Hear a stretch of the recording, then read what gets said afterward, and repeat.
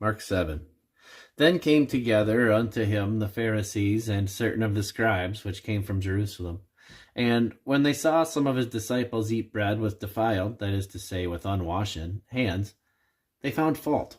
For the Pharisees and all the Jews, except they wash their hands oft, eat not, holding the tradition of the elders. And when they come from the market, except they wash, they eat not. And many other things there be which they have received to hold, as the washing of cups and pots and brazen vessels and tables. Then the Pharisees and scribes asked him, Why walk not thy disciples according to the tradition of the elders, but eat bread with unwashen hands? He answered and said unto them, Well hath Isaiah prophesied of you, hypocrites, as it is written, This people honoreth me with their lips, but their heart is far from me. Howbeit in vain do they worship me, teaching for doctrines the commandments of men. For laying aside the commandment of God, ye hold the tradition of men, as the washing of pots and cups, and many other such like things ye do. And he said unto them, Full well ye reject the commandment of God, that ye may keep your own tradition.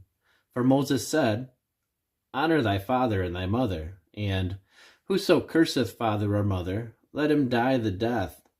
But ye say, If a man shall say to his father or mother, It is Corban, that is to say, a gift, by whatsoever thou mightest be profited by me, he shall be free.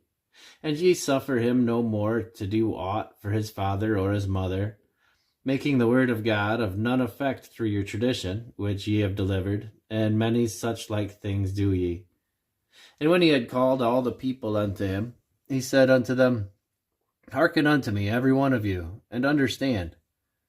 There is nothing from without a man that entering into him can defile him, but the things which come out of him, those are they that defile a man. If any man have ears to hear, let him hear. And when he was entered into the house from the people, the disciples asked him concerning the parable. And he saith unto them, Are ye so without understanding also? Do ye not perceive that whatsoever thing from without entereth into the man, it cannot defile him?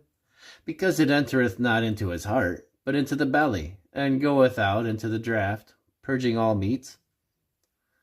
And he said, That which cometh out of the man, that defileth the man.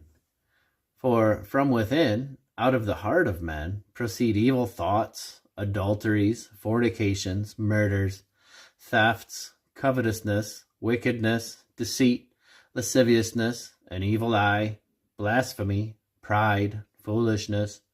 All these evil things come from within, and defile the man.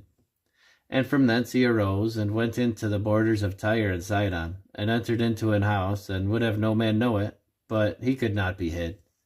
For a certain woman, whose young daughter had an unclean spirit, heard of him, and came and fell at his feet. The woman was a Greek, a Syrophoenician by nation, and she besought him that he would cast forth the devil out of her daughter. But Jesus said unto her, Let the children first be filled, for it is not meet to take the children's bread and cast it unto the dogs. And she answered and said unto him, Yea, Lord, yet the dogs under the table eat of the children's crumbs.